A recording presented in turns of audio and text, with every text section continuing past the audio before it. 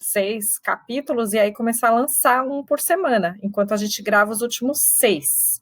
Eu estou pensando em fazer 12 capítulos, tá? Para terminar. São quase 3 meses de novela semanal, ok? Mais avisos. Assim, gente, sobre as provas, tá? Se vocês quiserem colocando alguma pergunta, podem colocar aí do lado que eu vou responder, tá? Ontem eu acabei deixando videoaula para vocês, porque nós temos vários momentos de encontro hoje e eu queria que vocês assistissem a aula antes, tá? Mas o que eu preciso avisar vocês é que algumas pessoas tiveram problemas com a prova, ou de finalizar sem ter respondido as questões, ou de cair a internet e a prova ser finalizada automaticamente. Então, essas pessoas ficaram com 0 na prova feita no portal. Vocês, a essa altura, devem ter visto as notas de vocês. Eu espero que sim. Não sei se vocês conseguiram achar as notas no portal. Mas eu queria que vocês dessem uma olhada. Se ficou 0 por causa desses problemas, ou se vocês tiraram uma nota abaixo de 6, aí existe lá uma prova extra, tá? E aí essa prova, a avaliação extra vai cobrir essa nota, tá? Então façam a avaliação extra. Já está aberta e é só até amanhã, à meia-noite, ok? Me deem um ok, vocês conseguiram ver as notas, gente?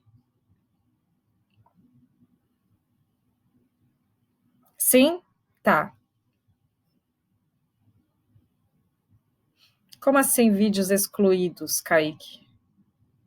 Onde tem vídeos excluídos? Não sei. Ok, gente, tá bom. Não, Débora, eu acho que não dá para ver as notas no celular. Ainda não corrigi as redações. Vocês têm até sexta-feira, né, para colocar. Eu tô meio na muvuca dos TCCs. Quando que eu vou corrigir? Assim que eu tiver tempo.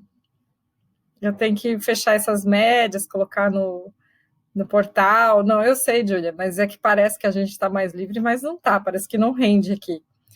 Então, assim que eu puder, eu vou corrigir. Eu tenho que fechar as médias ali. Provavelmente vai demorar um pouquinho, porque tá, os TCCs está tudo se cruzando agora, simultaneamente. Ô, Kaique, mas você está falando de vídeos meus ou vídeos de gerais, assim? Porque pode ser que dê um erro, eles excluíram e colocaram outro. Então, eu não sei te dizer aí. No YouTube, que eu preciso saber se são os vídeos do meu roteiro ou se são esses vídeos de aulas gravadas pelo Skype, que são coisas diferentes. Ah, foram excluídos.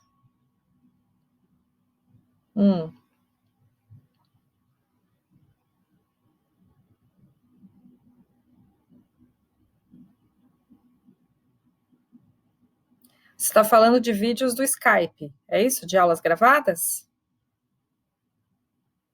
Ah, olha, eu posso dar uma conferida lá depois.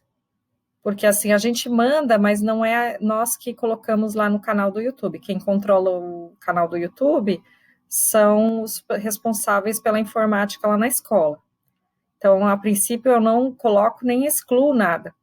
Mas pode acontecer de algum, por um engano, algum ser excluído. Então, eu posso dar uma olhada lá, tá? Mas, em geral, os conteúdos principais eu estou colocando em videoaulas, né? E aí a gente está complementando aqui. E aí vamos tentando fazer tudo funcionar. Ok. Mais alguma questão? O Ateneu está aberto, não esqueçam de fazer. Vocês têm até sexta, aquela linguagem um pouquinho mais antiga, né? Mais rebuscada. Mas o início da história é bem tranquilo, é a ambientação, o espaço, fala sobre a escola, vocês vão ver um pouco de bullying, a maneira como eles tratavam os colegas, os apelidos que eles davam, os castigos que eles recebiam. Então... Ah, não conseguiu abrir o link do livro no roteiro? É em domínio público. Se você digitar o Ateneu, domínio público, no Google, ele vai direto. Aí você clica lá e ele vai abrir. Talvez porque eu peguei o link já faz um tempo, ele tenha desativado. E aí eu fiz diferente dessa vez, né? Eu coloquei muitas questões e o sistema vai sortear 5 do capítulo 1 e 5 do capítulo 2 para cada um de vocês, né? Tá? Mas eu fiz aquela lista enorme de perguntas. Então pode cair qualquer uma. Por enquanto são mais coisas de cenário e de personagens, né? Que estão sendo apresentados, tá? Nada muito difícil. Dá para a gente já fazer uma comparação com escolas antigas para escolas modernas. E aí vocês vão vendo se mudou ou não. Deixa eu ver, mais recados. Então, prova, teatro, Ateneu, redação. E aí, sim, na quinta-feira, quarta aula, nós temos um plantão de dúvidas de TCC. E eu pensei em fazer uma aula sobre a continuação do TCC. Pode ser assim, não muito demorada. Eu explico o que vocês têm que fazer de agora para o final do trabalho, pelo menos uma parte, e aí depois que eu explicar, quem tiver dúvidas fica. Mas aí, a princípio, todos vocês teriam que entrar no começo, pelo menos. Pode ser? Eu convidei o A para participar também, e aí eu vou ver com a coordenadora. Se precisar, eu mando um link de outra coisa, porque o Skype eu sei que só aceita 50 pessoas simultaneamente. Ok? Beleza. Joia. O Alan está conectado, né, Alan? No final, você fica um pouquinho que eu tenho que te dar um recado, tá? De TCC. Beleza, gente, vamos lá. Deixa eu só ver se tem mais alguém aqui. Se a Alane estiver, para ficar também no finalzinho, tá? Beleza. Ok, isso aí. Não é nada grave, é só um recadinho. Vamos começar, então, no livro de literatura. Na página 5, nós temos um texto do Oswald de Andrade. Como nós estamos estudando agora a primeira geração modernista, que é aquela que começa com a Semana de Arte Moderna, em 1922, e vai até 1930. Então, é a primeira fase do modernismo, a primeira geração modernista, no Brasil. E aí, quem já assistiu a videoaula, como eu pedi ontem, viu que é uma geração mais radical, que quer chocar mais o público. E aí nós temos várias revistas e manifestos referentes ao que eles acreditavam como literatura nessa época. Era uma maneira deles divulgarem suas ideias. Então, ou eles publicavam uma revista, ou eles publicavam em algum jornal um manifesto sobre os princípios da arte que eles acreditavam ser pertinentes à época. Então, vamos conhecer um pouquinho do estilo do Oswald de Andrade. Ele tem vários estilos, poesia, prosa, tudo misturado. Então, aqui tem um trecho de um romance. Pois é, geralmente vocês precisavam. Agora que vocês estão nessa moleza de fazer prova com consulta, né? Não é tão obrigatório assim decorar tudo, mas é importante vocês saberem mais ou menos o que cada manifesto defendia, tá? Ou com o tempo, acho que vocês vão acostumar um pouquinho mais, fica um pouco mais fácil de gravar. Então, eu vou começar a ler o primeiro parágrafo. Quem quiser ler também, coloca o nome aí no chat, aí eu vou dizendo quem lê o próximo parágrafo, tá bom? Vocês podem me ajudar sem medo, sem vergonha, a menos que estejam almoçando aí. Saíra pelas ruas, obedecendo o anátema da véspera. A manhã era toda cinza no ar, no céu, na gente. Chegou à estação da luz. Teve uma vaga repulsa em pensar que podia encontrar a figura importuna do telegrafista. Queria estar só, com a sua tragédia estalada. Ninguém quer me ajudar? Acharam uma página, o livro, tudo certo? Vou continuando até alguém colocar o nome. No jardim público aberto, a natureza, despenteada e matinal, arfava ao vento. Atravessou-o em reta, saiu. Encaminhou-se por esquinas populosas e pobres. Estava no Bom Retiro. Desceria até lá, embaixo, até as várzeas finais da cidade. Levava no seu bojo crescido o filhinho que vivia, que seria seu amigo. Só uma coisa aqui. Ok, alguém abriu? Para ler? Eu só ia comentar que aqui aparecem alguns lugares específicos. De que cidade nós estamos falando?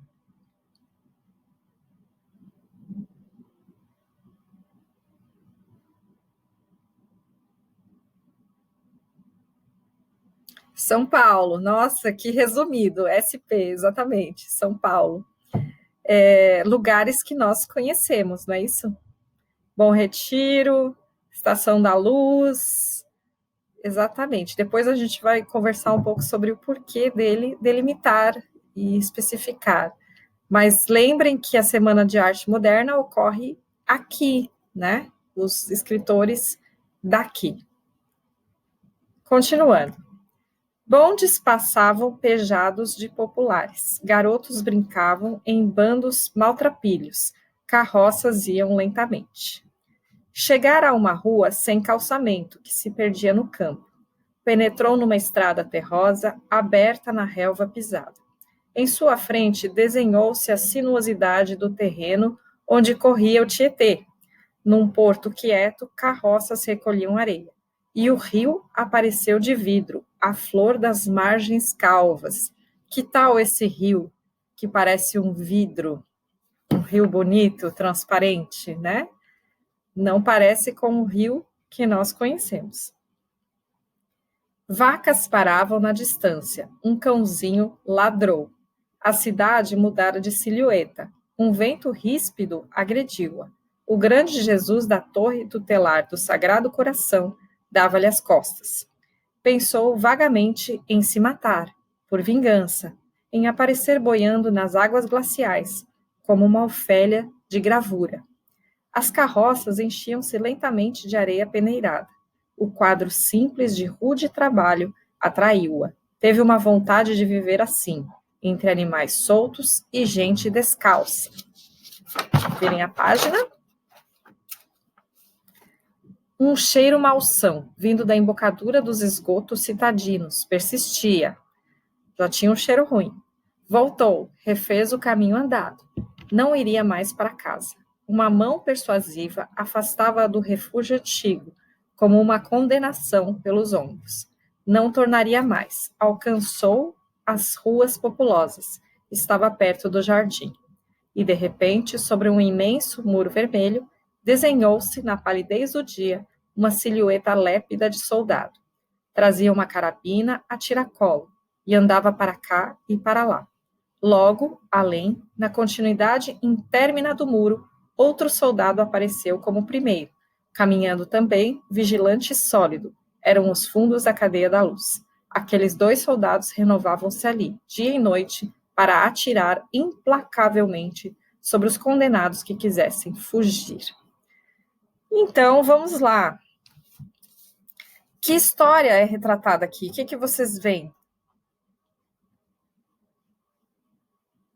O que essa narrativa aborda?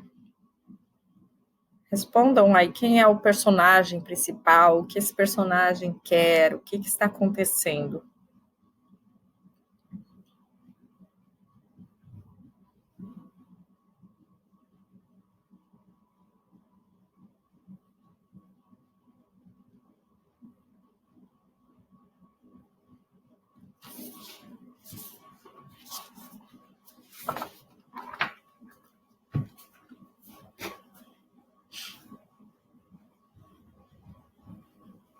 Uma mulher passeando pela cidade, exatamente, passeando entre aspas, né?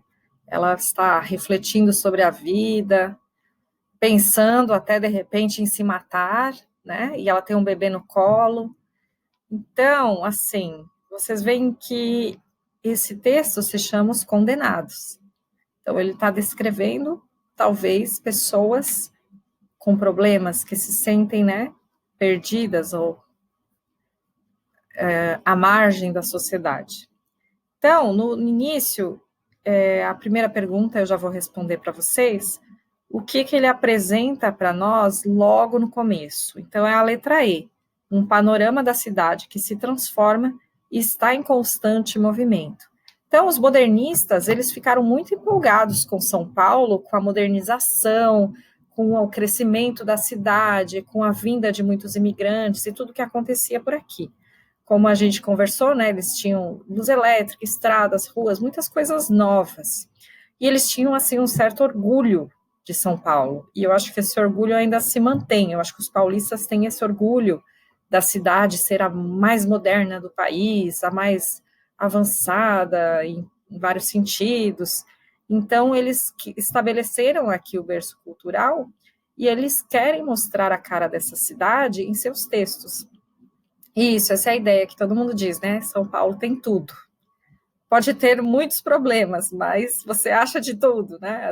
Essa ideia, né? Tem os estudos, as pesquisas, a arte, muita coisa está por aqui. Então, assim, existe esse certo orgulho que começa daí, e eu acho que as pessoas ainda sentem isso também. Então, letra E. Na 2, diz assim, que ele descreve o cenário urbano, mas ele ainda cita alguns elementos de um passado rural, justamente porque em 1920 a 1930, essa transformação ainda está acontecendo. São Paulo ainda está se tornando, né, está se modernizando. E quais são esses aspectos de cidade do interior que apareceram aí? Vocês perceberam?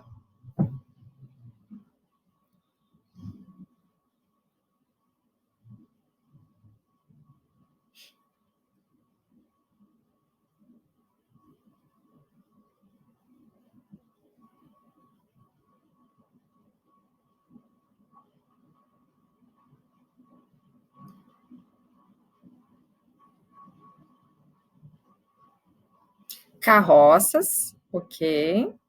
Isso, ela vê as carroças.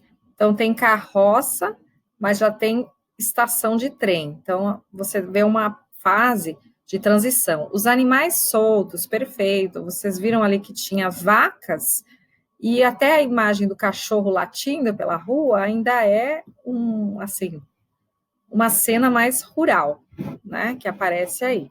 Então, eles queriam mostrar essa cidade em transição. Hoje em dia é mais difícil ver vacas pastando por aí, mas... E aí, na 3, ele cita especificamente alguns lugares de São Paulo. Por que vocês acham que ele quer citar especificamente a Estação da Luz, o bairro do Retiro?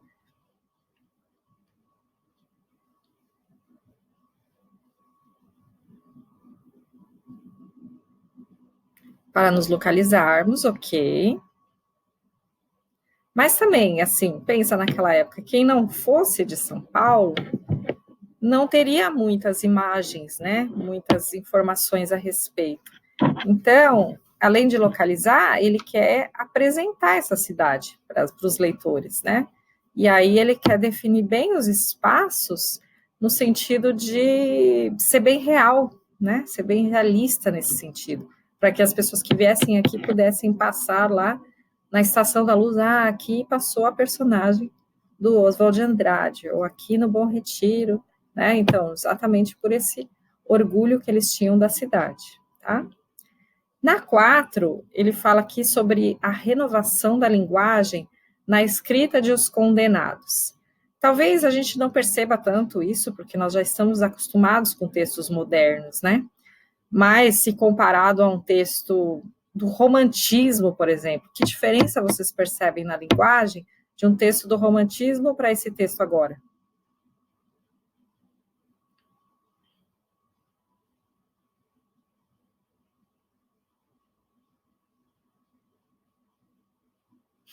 Ninguém percebe? Então, isso, vai lá, vamos digitando aí.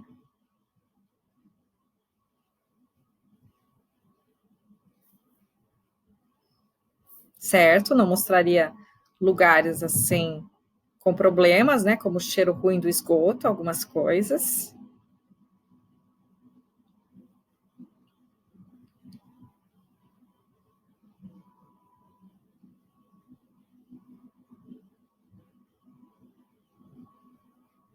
Isso, aqui nós temos uma mulher não idealizada.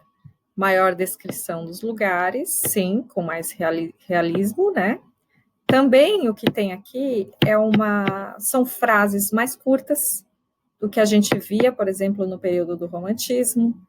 São, assim, a gente não percebe quanto tempo se passa nessa caminhada dela, porque não é uma preocupação de ter tão delimitadamente o tempo, a passagem do tempo. Isso nos antigos era bem comum, eles descreverem os tempos bem definidamente, e os modernos não tem tanta essa preocupação. Então, eles gostam de deixar mais aberta essa questão, tá? Só uma questão prática aqui. Alan está caindo porque alguém está removendo você ou não?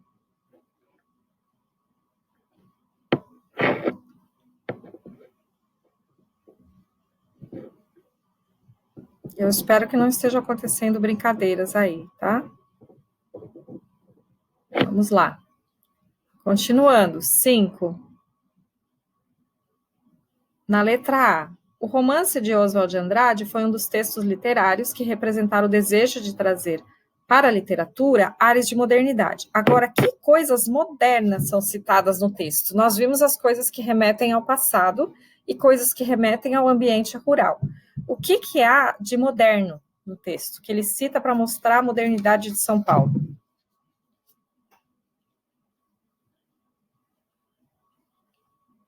O metrô, trem, Estação da Luz, né? Isso, que mais?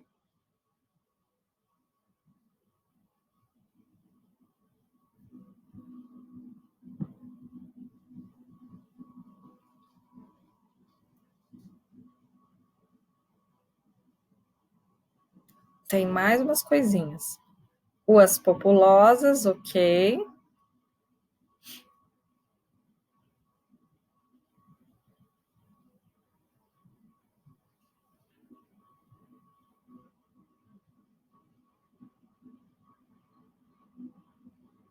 Telegrafista, perfeito, era uma profissão moderna.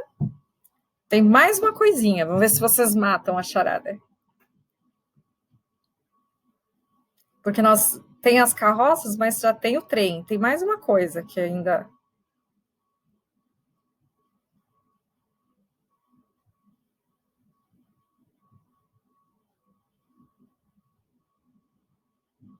Bom, enquanto vocês buscam...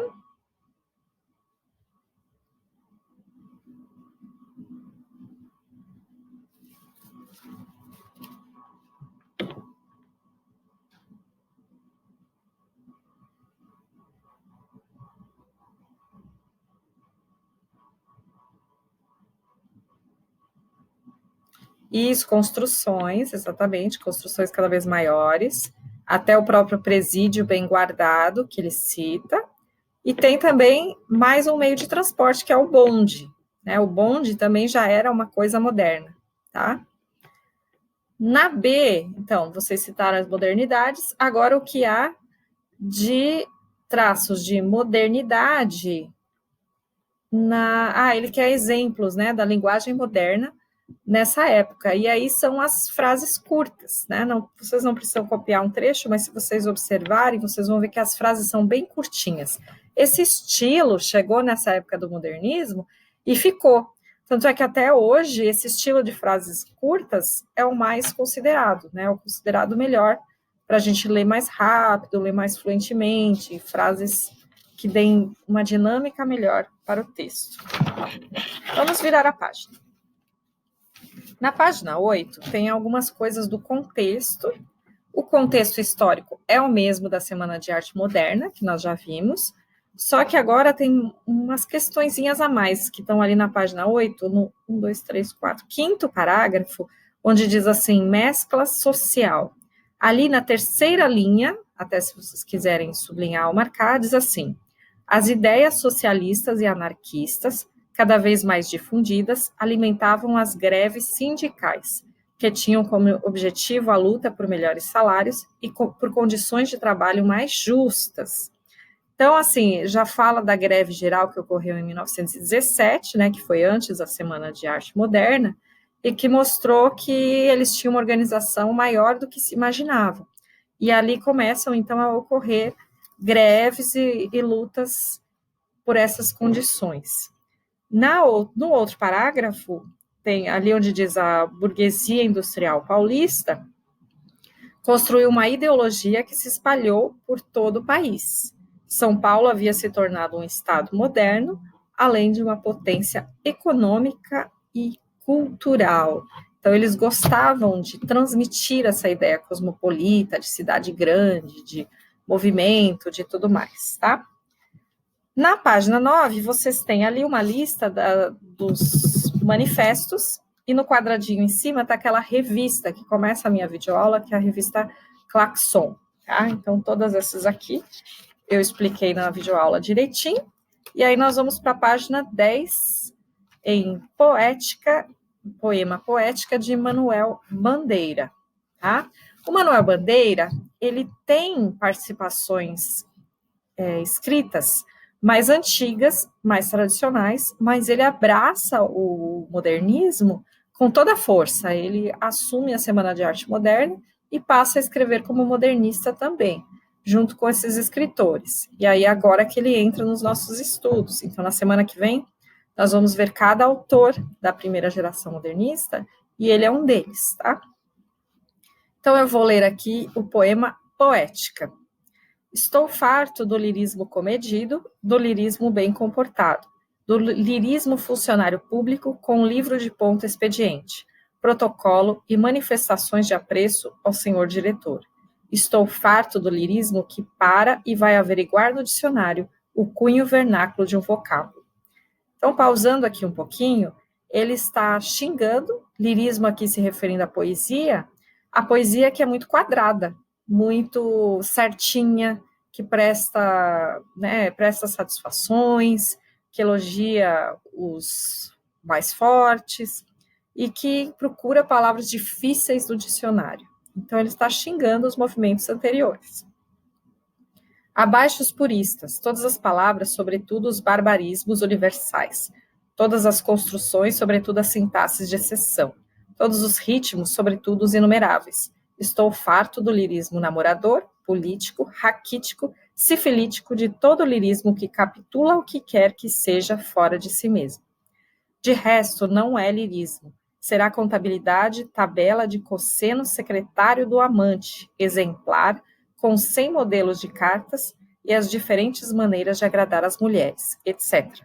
Quero antes o lirismo dos loucos, o lirismo dos bêbados, o lirismo difícil e pungente dos bêbados, o lirismo dos clowns de Shakespeare. Não quero mais saber do lirismo, que não é libertação.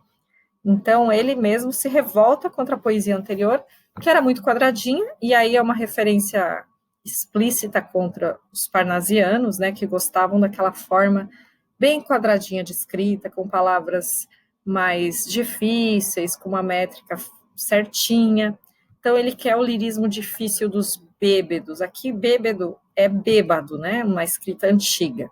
Não é que ele quer que os bêbados escrevam, mas ele quer aqueles que se indignam contra a sociedade, né? Os palhaços de Shakespeare, quer dizer, aqueles que são rejeitados. Ele quer uma poesia libertadora que abra vozes e abra portas. Então, esse poema, ele é apresentado aqui na forma de um manifesto, como eram esses manifestos que eles publicavam. E aí aqui nós temos Poética, de Manuel Bandeira. É possível identificar algumas marcas do modernismo brasileiro em Poética. Entre elas encontram-se quais dessas alternativas estão corretas com respeito ao texto. Então, a primeira, a defesa de um novo conceito estético que tem como objetivo o resgate dos aspectos tradicionais da poesia. Vocês acham que tem alguma coisa a ver com o resgate dos aspectos tradicionais da poesia? Não, obviamente não, né? 2. A rejeição de todas as estéticas tradicionais e a proposta de que a poesia deve se voltar a elementos comumente excluídos da composição poética. Sim, é o que eles querem, vamos nos revoltar contra tudo. A primeira geração é a mais chocante. Só um minutinho, gente. Tabata, o carteiro tá batendo aí. Vai lá receber. Desculpem, gente, o carteiro está chamando desesperadamente na minha porta e eu tive que pedir para a Tabata ir lá receber a carta. Continuando. Então, a 2 está correta, certo? A 3, linguagem acadêmica, de jeito nenhum. A 4, uso de formas espontâneas e liberdade na composição dos versos, sim. E a 5, a recusa à coerência na escrita padrão, mas, ao mesmo tempo, a retomada da expressão romântica. Aí não, tá? Essa está incorreta. Não precisa justificar. Seguindo, nós temos a definição de manifesto, tá? Vocês estão me ouvindo? Alguém dá um ok?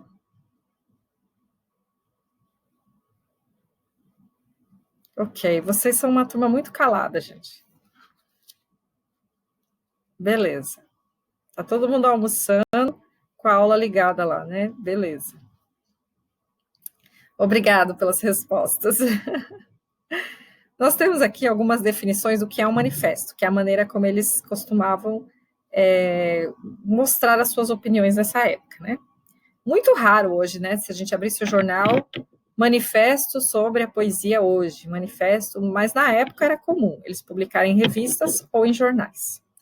Então, aqui, na definição de manifesto, nós temos 1, coisa manifestada, 2, declaração pública ou solene das razões que justificam certos atos ou em que se fundamentam certos direitos, 3, programa político, religioso e estético, 4, relação que se entrega aos fiscais da Fazenda Pública dos gêneros expostos à venda e sujeitos ao pagamento de direitos, 5, rol ou inventário, 6, documento escrito que contém quaisquer declarações. Qual dessas acepções se enquadra no manifesto do Manuel Bandeira?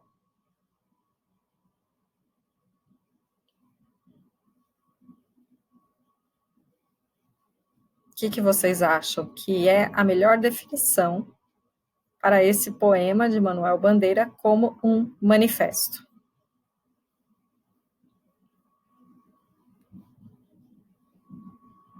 2, quem dá mais? 2 seria declaração pública ou solene das razões que justificam certos atos. Faz bastante sentido, mas não é a resposta correta, porque não é uma declaração assim solene, como se fosse uma coisa de lei, certo? A 1, ok, ainda não é. A 6, também faz sentido, mas não é.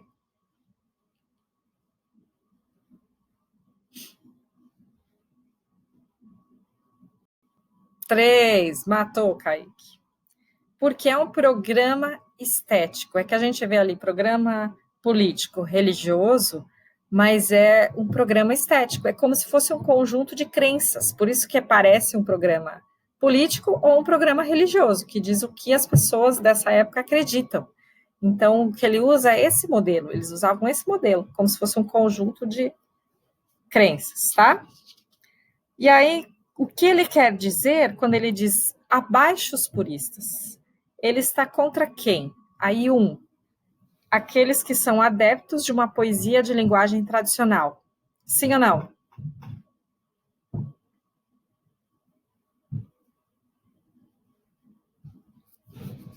Este silêncio. Sim, perfeito. Aqueles que defendem uma poesia que explora novas formas de expressão. Não, né? Obviamente que ele está defendendo aqueles que expressam uma nova forma, né, de expressão. Aqueles que se colocam a favor da preservação das formas clássicas do poema. Sim, também, ele é contra essas pessoas.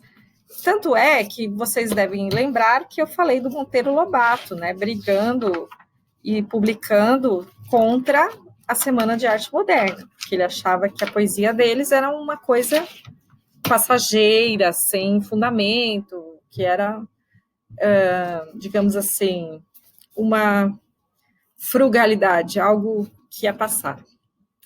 Na página 12, nós temos um trecho do Manifesto Pau-Brasil e um quadro da Tarsila do Amaral.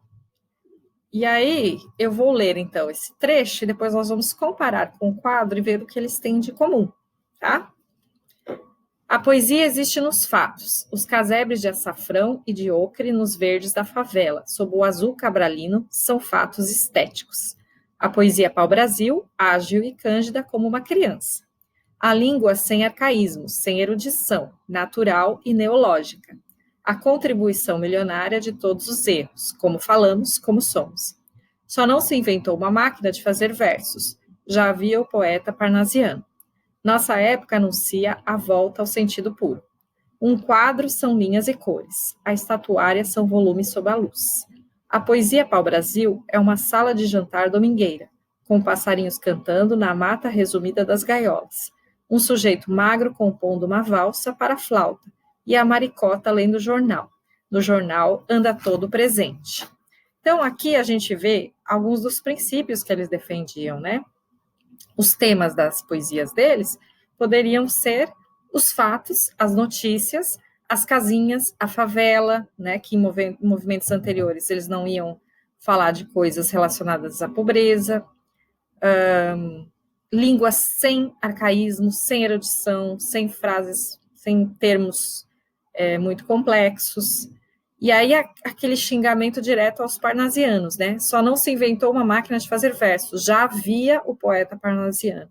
Então ele compara o poeta parnasiano a uma máquina que produz poemas sem sentido, né? Sem sensibilidade, né? São meras reproduções de palavras. Então tudo isso eles falam nesse manifesto. Agora olhem o quadro da Tarsila do Amaral, que foi uma das esposas do Oswald de Andrade que escreveu esse manifesto. O que vocês veem nesse quadro que pode ser relacionado ao manifesto?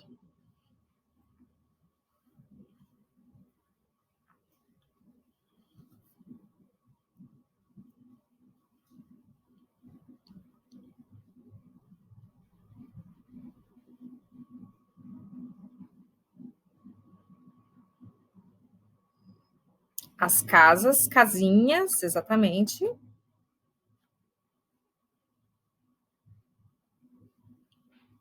Cubismo tem inspiração cubista, ok. Apesar de que aqui não tá tão. Tem as formas geométricas, né? Mas a gente consegue perceber o desenho. Tem. Esses traços também são uma coisa a se pensar. Que tipo de traços são esses? Que tipos de cores?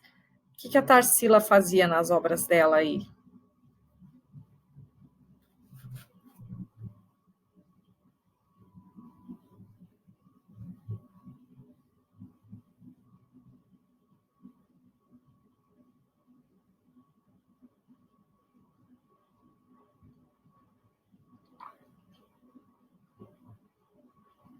Representando o Brasil, certo? Eu quero que vocês pensem como ela representa o Brasil. Não é da mesma forma como o romantismo retratava.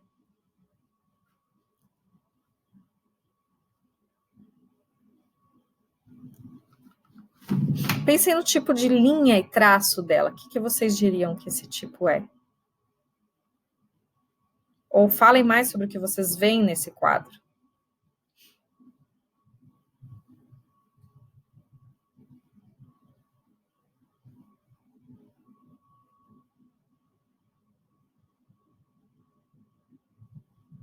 Traços simples e mais circulares. Muito bem, vocês se completaram aí. Traços é que a gente não quer dizer isso sobre uma grande pintora, porque a gente acha que seria ofensivo. Mas são traços de uma criança, muitas vezes. Parecem traços de uma criança, que é a ideia que está no manifesto. Ó, a poesia pau-brasil, ágil e cândida como uma criança. Então, ela tinha a intenção de fazer os traços, né, como se fosse de uma criança. E por que a criança? O que a criança tem a ver com o modernismo?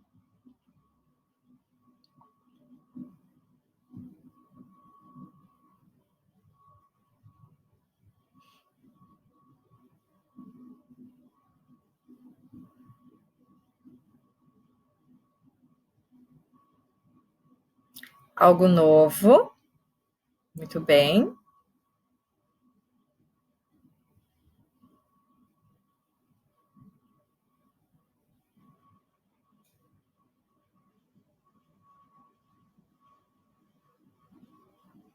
mas alguns estão digitando sobre o sentido da criança, mas um dos sentidos é isso, porque o modernismo queria começar de novo, digamos assim. Vamos nascer de novo como arte, vamos mudar o estilo. Então, sim, tem esse aspecto do algo novo.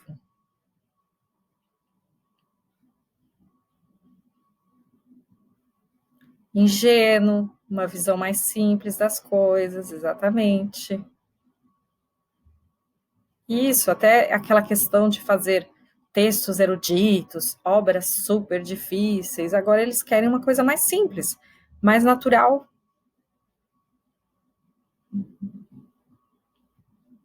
Não sei se mais ninguém. Ok. Então, é isso, a ideia da criança, da ingenuidade. E, claro, o que mais vocês veem do Brasil aí? A gente tem uma representação do Rio de Janeiro nessa imagem, né? Vocês podem ver ali os montinhos lá no meio, representam o Rio de Janeiro. E tem um bicho na árvore que parece um bicho preguiça, na verdade, né? E umas folhas misturadas aí. Então, cores fortes também, que seriam características também de crianças, né? Mas também de quem quer chamar atenção, chocar. Então, tudo isso está relacionado com o movimento o Manifesto Pau Brasil, certo? Nós temos 1 minuto para vocês colocarem dúvidas, né? Ou perguntas, ou algum comentário. Senão, as pessoas podem sair. Quem tem que gravar coisas para o teatro, grave hoje, sem falta. E aí eu preciso falar com o Alan, né? Questão 4, página 7. Deixa eu ver aqui. É a letra A. Kaique, você mandou o seu TCC, mas ele é do Marcelo, então eu estou lendo os meus. Os do Marcelo, eu estou deixando para o Marcelo. Senão eu não consigo dar conta dos meus. Ok? Beleza. Então, tudo bem. Marcelo já deu resposta para você?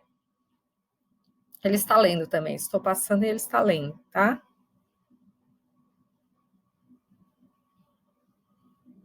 Ah, beleza. Se ele disse que está tudo bem, segue em frente, né? Segue o barco.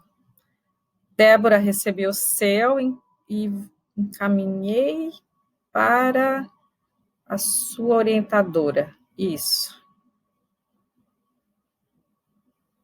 Mas eu ainda não terminei de corrigir os que são meus, tá, gente? Longe disso. Estou olhando aos poucos. Ah, não aparece, Débora? Mas você consegue ver a nota? Acho que sim, né? Eu acho que eu esqueci de habilitar esse fator. Eu era para ter habilitado visualizar respostas ou comentários. E aí eu corrigi e comentei cada questão, mas como eu não tinha habilitado antes, eu acho que vocês não conseguem visualizar.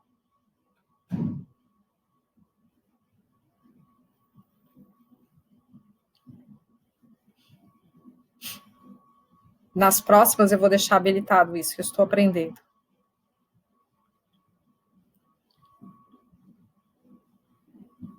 No céu, dá para ver? Curioso, Beatriz.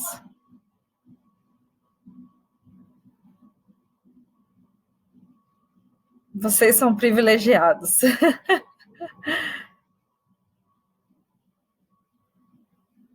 A nota só aparece das questões de assinalar? No meu também quer dizer que vocês enxergam ou não? Ó, Débora, se você achar que deu um problema na sua prova, faz a extra. Porque pode ser que você tenha ficado com uma nota baixa por algum problema aí na finalização, na compreensão